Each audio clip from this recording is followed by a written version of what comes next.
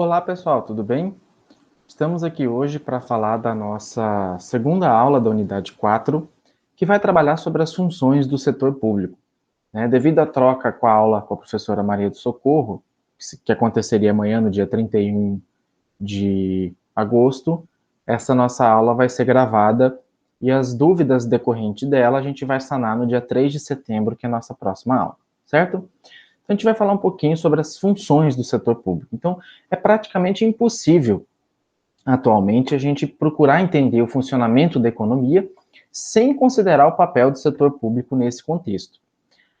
Então, quanto à intervenção governamental, é comum a gente ouvir a tese de que o setor privado é mais eficiente do que o governo e que uma economia em que as empresas operam mais livremente funciona com maior eficiência do que com uma economia onde ocorre uma forte atuação governamental.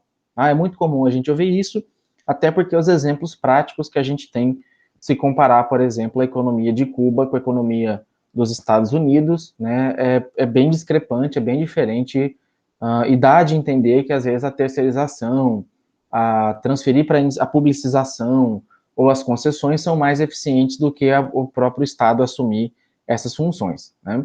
Então, como defender a participação do governo numa determinada economia diante da defesa, por exemplo, do Estado mínimo, que influencia boa parte da sociedade em quase todos os países? Então, a regulamentação econômica, ela está bem próxima, bem diretamente ligada à ação do Estado frente à economia.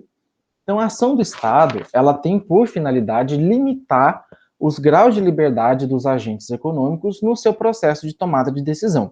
Ou seja, a ação do Estado, ainda que dentro do Estado mínimo, ela serve para dar limites, dar rumos, tá?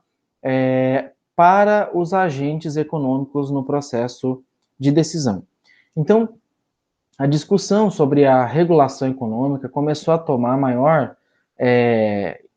passou a ter maior atenção, passou a ocupar maior espaço na agenda nacional a partir dos anos 80 e tornou-se hoje uma questão essencial no processo da tomada de decisão em todos os cantos do mundo.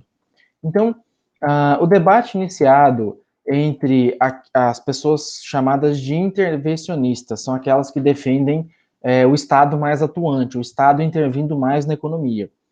E essas pessoas debatiam com os defensores do livre mercado, que são aqueles que defendem o oposto, defendem uma mínima intervenção do Estado na economia. Tá?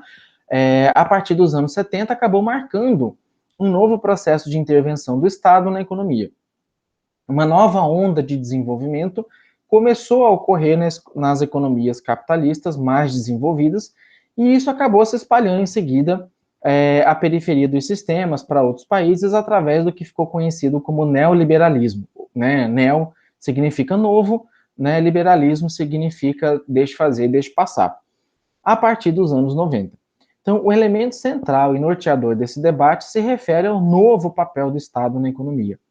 Então, o Estado, ele é entendido como elemento fundamental para a análise do processo como um todo, quando se quer estudar a problemática da regulamentação econômica.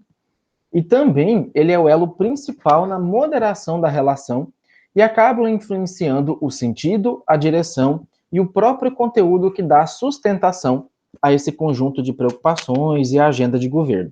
Então, só para explicar para vocês, por exemplo, a diferença do governo Lula do governo do Bolsonaro que está acontecendo agora. São dois governos com estilos de gestão e ideologias políticas totalmente opostas.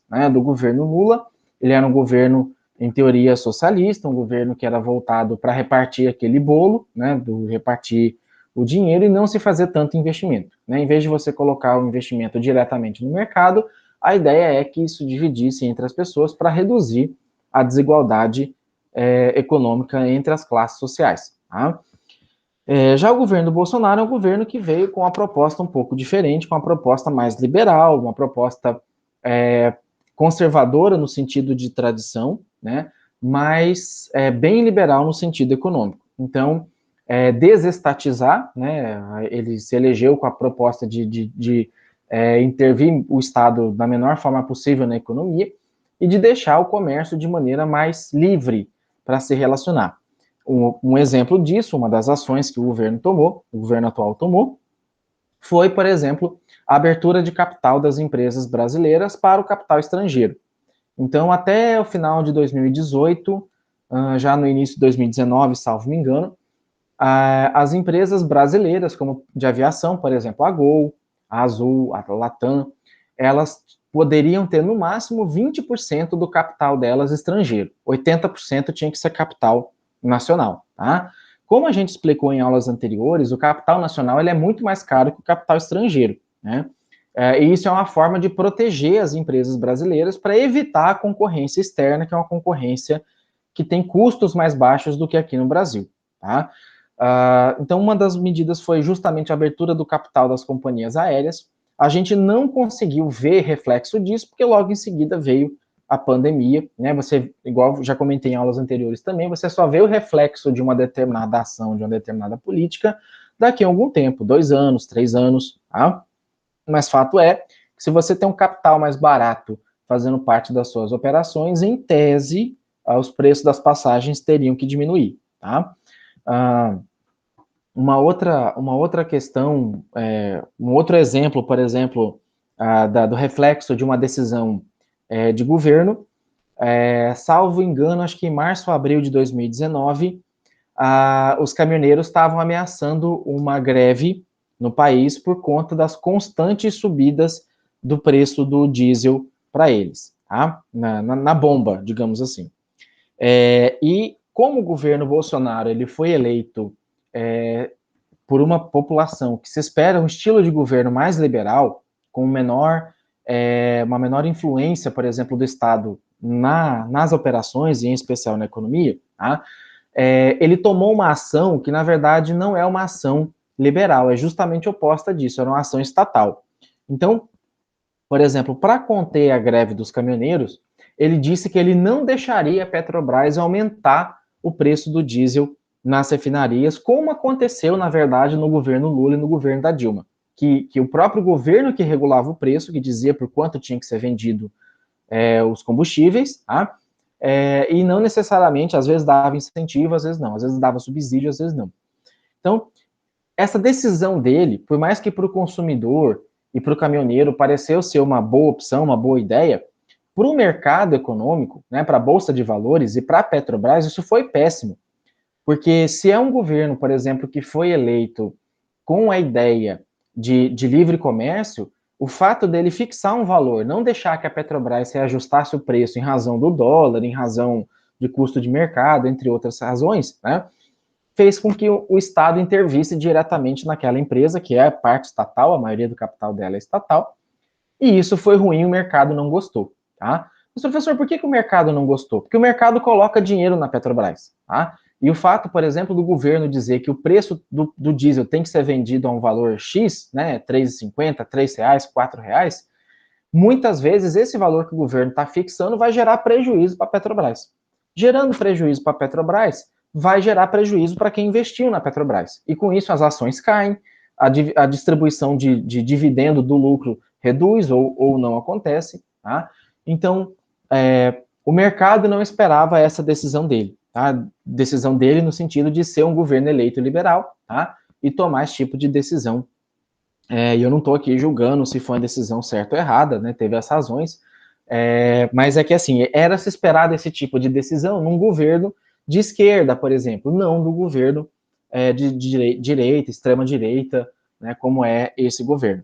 Então, é isso para explicar um pouco como que às vezes o Estado intervém diretamente na economia e qual o reflexo disso para o mercado e para a população. Então, para a população isso é bom, mas para o mercado não é tão bom, tá? Na verdade é ruim.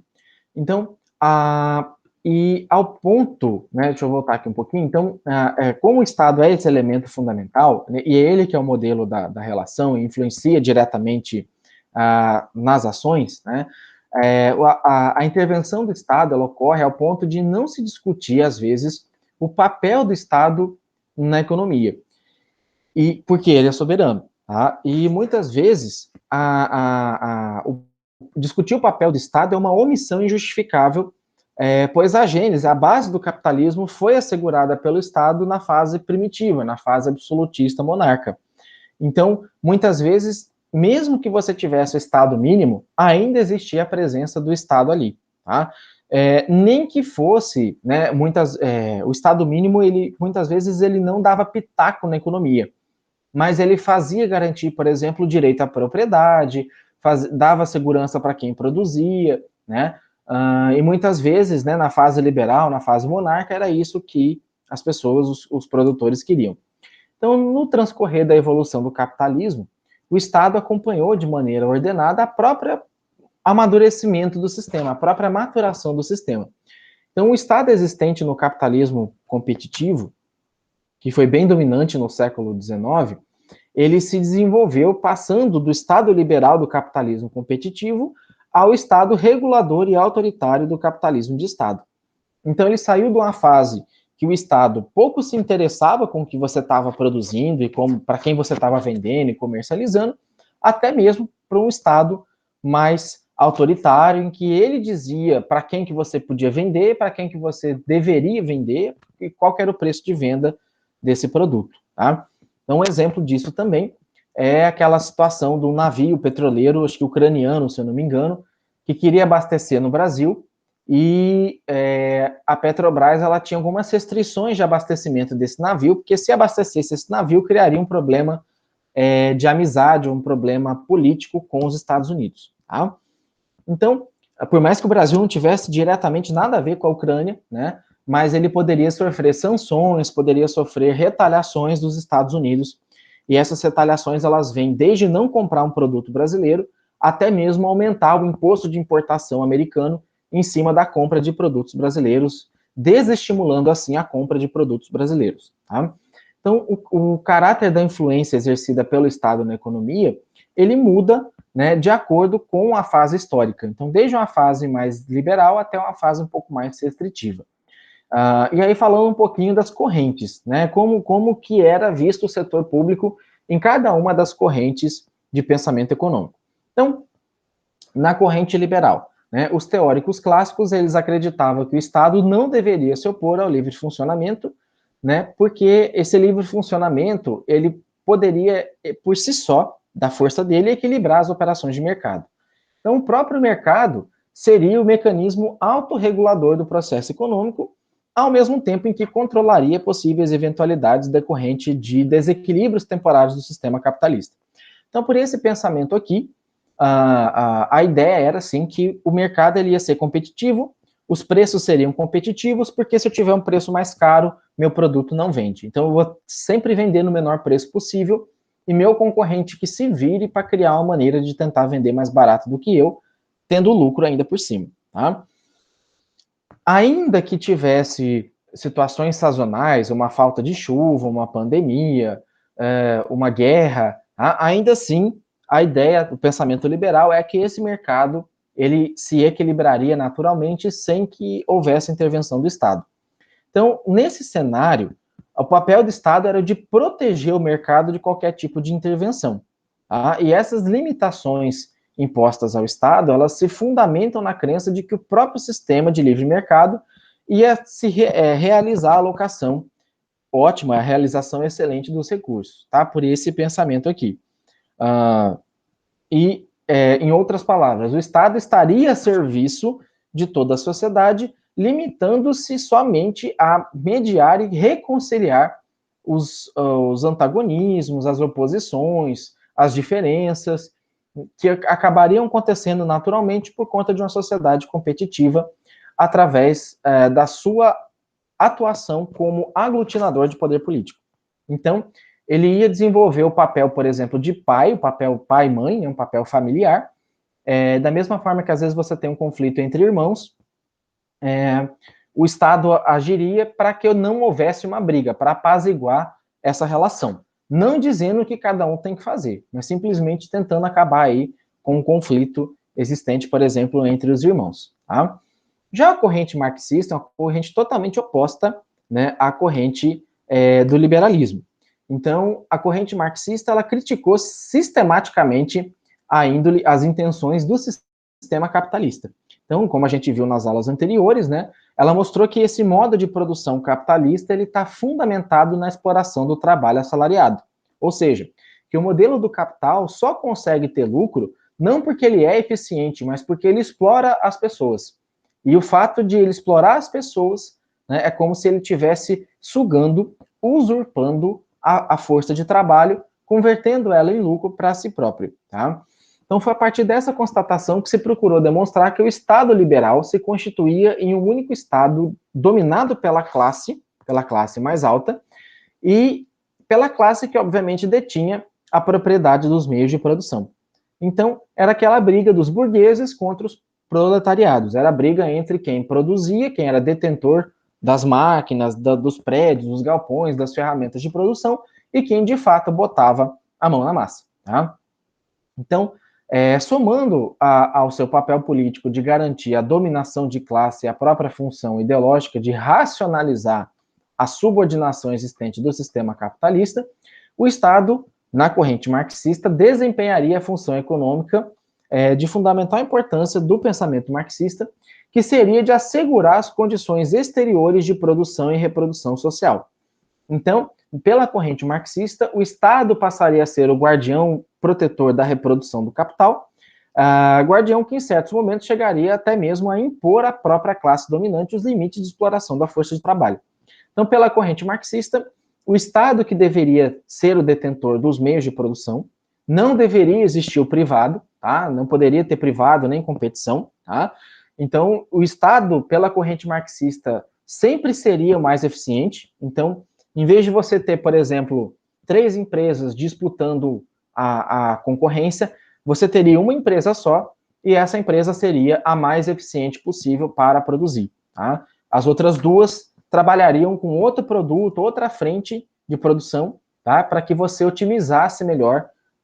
Em vez de você ter, por exemplo, um país que é especialista, né, tem 10 empresas produzindo um tipo de produto e elas competindo entre si, o modelo marxista ele previa que você deveria ter 10 tipos de empresas diferentes, cada um focando, produzindo determinado produto, tá? E isso nem sempre agradava, né, quem produzia, tá? Para quem trabalhava, sim, né, mas para quem produzia, não, tá? Até mesmo porque tem produtos que não são tão rentáveis, tem produtos que dão prejuízo, né, e isso empresa nenhuma quer assumir. A outra corrente foi a corrente neoclássica, né, que veio depois pegando partes do liberalismo e do marxismo, e essa neoclássica, ela observou a sociedade como um conjunto de indivíduos cuja natureza seria inteiramente independente de fenômenos sociais em consideração.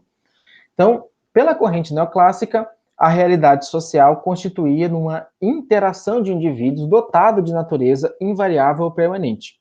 As relações de propriedade entrariam em cena apenas na medida em que se reconheceria que os resultados do processo de distribuição de renda, distribuição econômica, fossem depender das condições relativas às posses dos meios de produção. Ou seja, né, eu teria até um certo limite em que eu seria livre para produzir, a partir disso eu poderia ter uma redistribuição desse processo produtivo. Tá?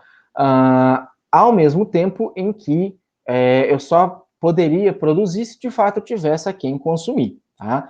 Então, a doutrina neoclássica ela procurou fazer renascer o conceito de Estado liberal dos clássicos. Tá? Então, não deveria haver intervenção do Estado, a não ser de maneira muito limitada. Quando houvesse qualquer manifestação do Estado no sentido de intervir na economia, isso significaria uma situação anormal, patológica, que deveria ser eliminada. Então, uma coisa meio temporária que aconteceu para sanar algo específico, e depois de resolver essa situação, esse problema, tudo deveria voltar ao normal.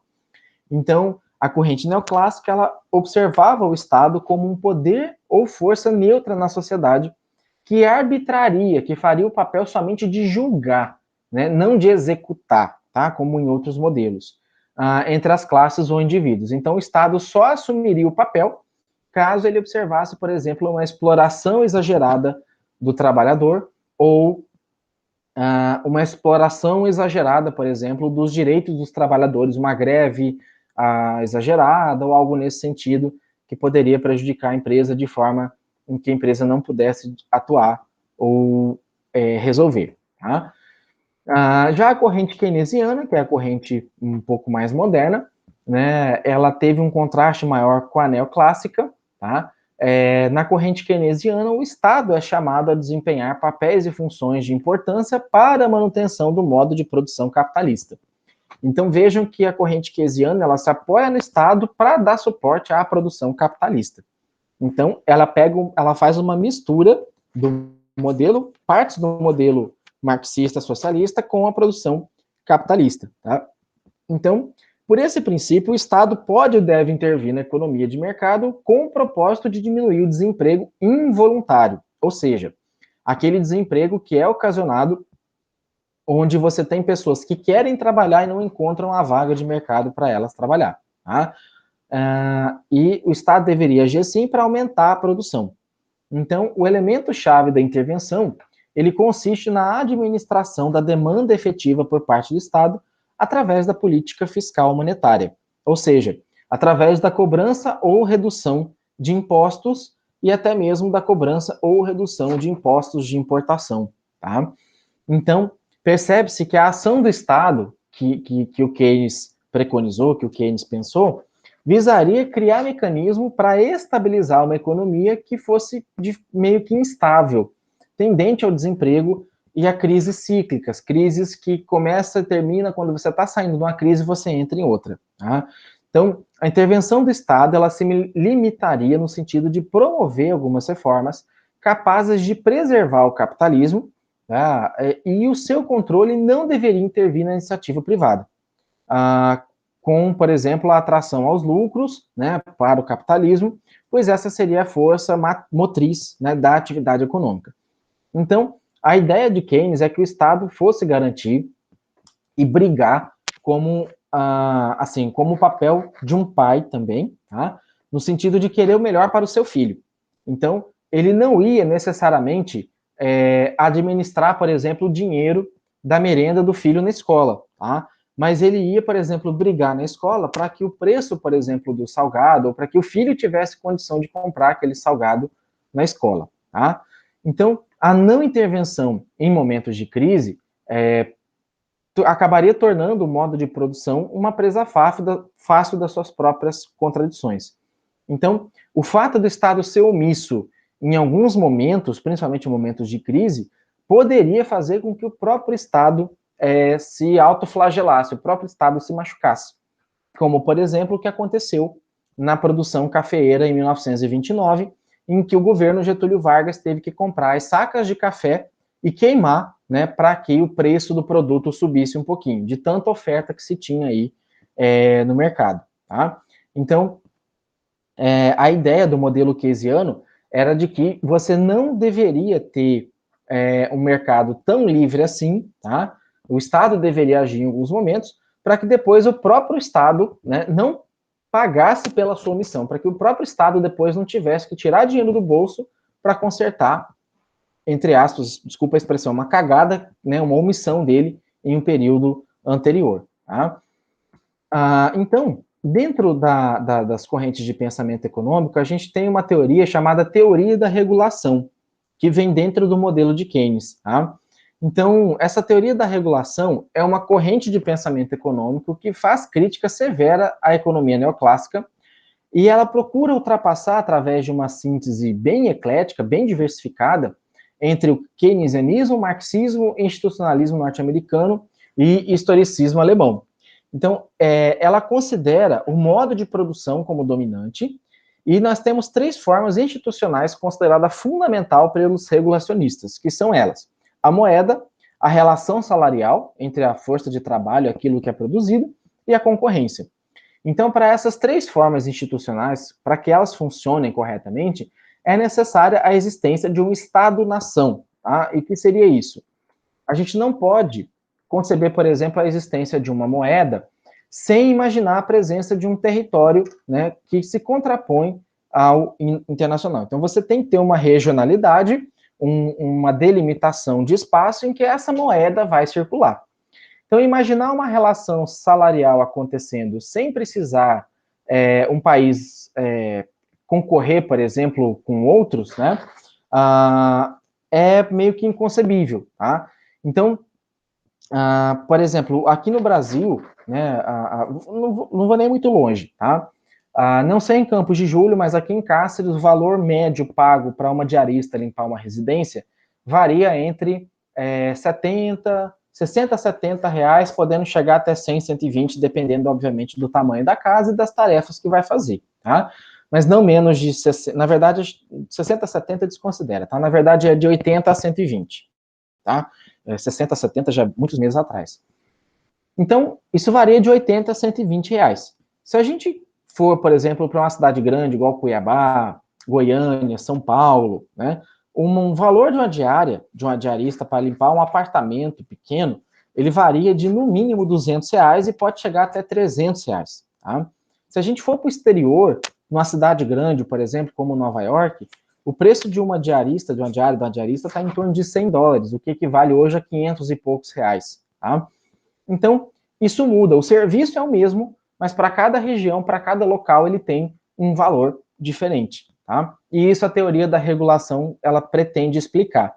Então, a teoria da regulação ela diz que a presença do Estado e a força do Estado ela é importante para fazer essa regulação. Tá? Então, quando os primeiros sinais de crise desse modelo se manifestou, no início dos anos 60 no final dos anos 60 início dos 70, o questionamento maior feito por aqueles que discordavam desse modelo se referia ao excesso de intervenção do Estado na economia, como a principal razão da crise instalada. Então, a reclamação era porque o Estado intervia demais, o Estado dizia quanto que tinha que custar, por exemplo, a prestação de serviço de uma diarista. Tá? Então, a superação das dificuldades que começavam a acontecer, né, pareceu que essas dificuldades, na verdade vinham aumentando, né, pareceu exigir alguma explicação encontrada na mudança de postura em relação à maneira do Estado intervir na economia. E assim foi que se surgiu a presença menor do Estado na economia brasileira. Então, por essa razão, a oposição entre mercado e intervenção do Estado torna-se o centro das discussões. Os economistas neoliberais, eles focavam suas análises na natureza imperfeita da intervenção do Estado na economia. Ou seja, eles só olhavam, os neoliberais olhavam sempre o problema, somente os lados problemáticos de quando o Estado focava, o Estado tentava intervir na economia. E essa imperfeição, ela acabava resultando em falhas de governo, que, por sua vez, acabava ocasionando o confisco regulatório, busca de vantagens, corrupção, né, e assim por diante. Então ele falava assim, eu não vou colocar dinheiro, por exemplo, na Petrobras, porque a Petrobras é uma fábrica de desvio de dinheiro público. Tá? Eu vou colocar meu dinheiro numa empresa privada, porque na empresa privada o controle é maior, né, a corrupção não existe, ou quando existe ela é no nível bem menor, né? Então essa era a visão que se tinha.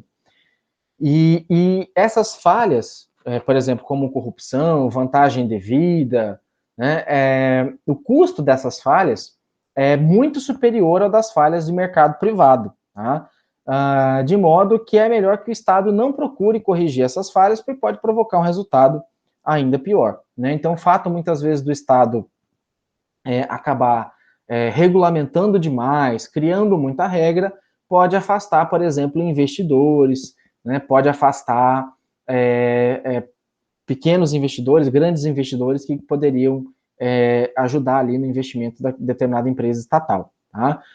Então, quando a gente diz que a gente fala de uma crise econômica, a gente está dizendo de uma ineficiência, na verdade, econômica. Você gasta muito para ter pouco resultado. E embora os mercados competitivos funcionem teoricamente bem, tá? O mercado privado funcione teoricamente bem, na prática também ocorre falha. Seja por ineficiência de custo, seja por uma concorrência que às vezes não existe, tá? Como vocês citaram, por exemplo, o preço elevado de alguns produtos aí, preço de produto de mercado em Campos de Julho, né?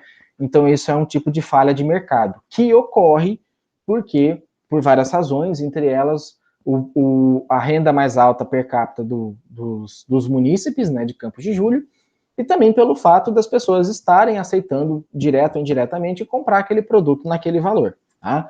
Então, o governo ele intervém na economia porque os mercados muitas vezes não funcionam bem, distorcendo o processo de alocação de recurso, tá?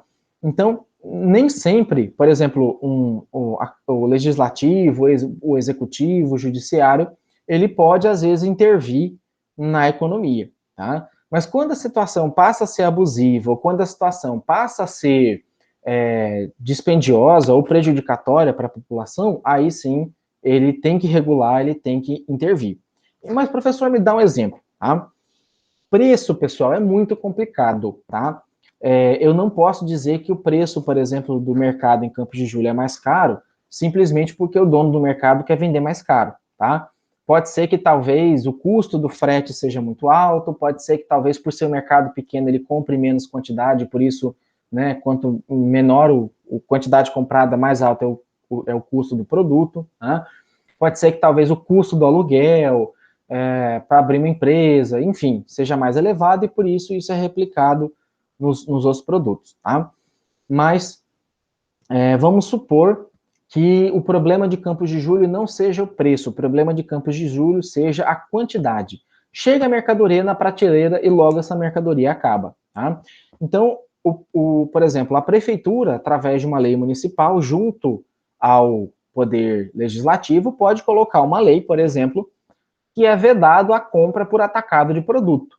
Então, a venda de determinado produto é limitado a 1 ou 2 por pessoa ou por família, por exemplo. Tá?